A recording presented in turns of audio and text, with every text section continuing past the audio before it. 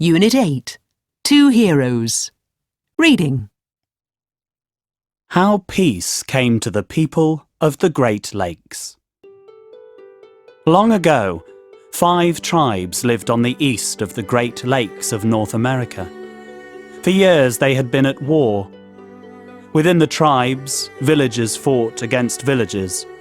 Families argued and there were fights in their homes. There was no peace, and no one was safe. On the other side of the lakes, an old woman slept.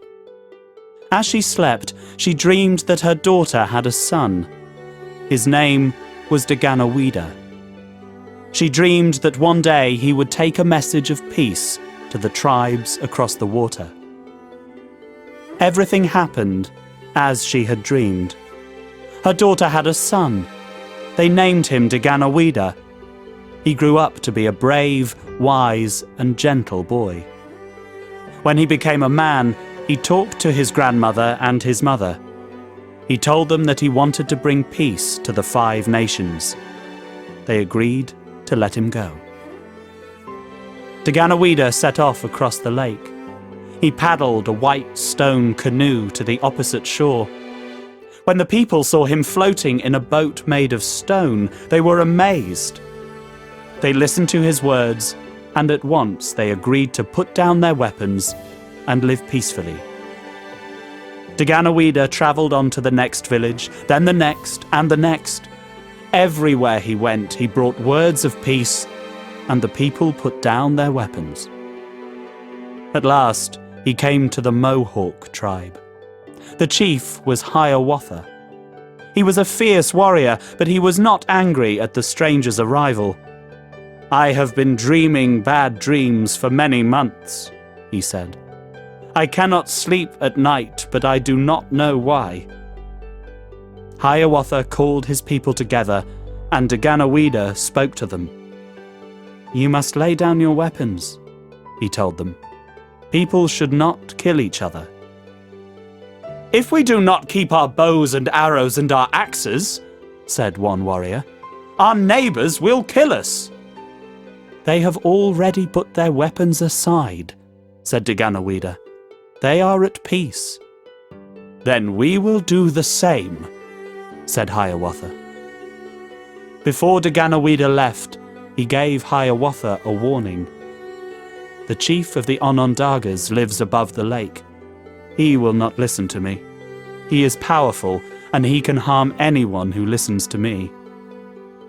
In the months after Daganoweda left, Hiawatha's 3 daughters died, and no one knew why. Hiawatha was filled with sadness. He believed that the evil chief was the cause, and he went to look for Daganoweda.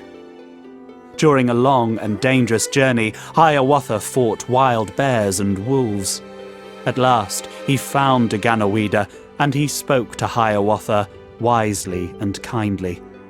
Hiawatha's sadness grew less. He decided that he too would spread the message of peace. He left Daganoweda and travelled to village after village, spreading peace across the land. At last, only one man had not listened and changed his ways: the evil chief of the Onondaga tribe. Daganoweda and Hiawatha travelled together to the mountains. In a cave high above the lake, they found the chief. To Hiawatha's horror, he was more of a monster than a man. His face was hideous, and there were snakes in his hair. They talked to him for many hours. At last, Hiawatha said, "I was like you. My heart was full of fear and hate, but I have changed. I believe the message of peace." The chief smiled. "Now so do I," he said. As he spoke, his ugliness disappeared, and Hiawatha gently pulled the snakes from his hair. They returned together down the mountain to a place where all the tribes were waiting. Daganoweda spoke of his plan to make one great nation. He told them of the laws they should keep. The tribes agreed, and at the end of the meeting, they buried all their weapons. Daganoweda planted a tree there, and it was known as the Great Tree of Peace. Then Daganawida went away, leaving Hiawatha in his place.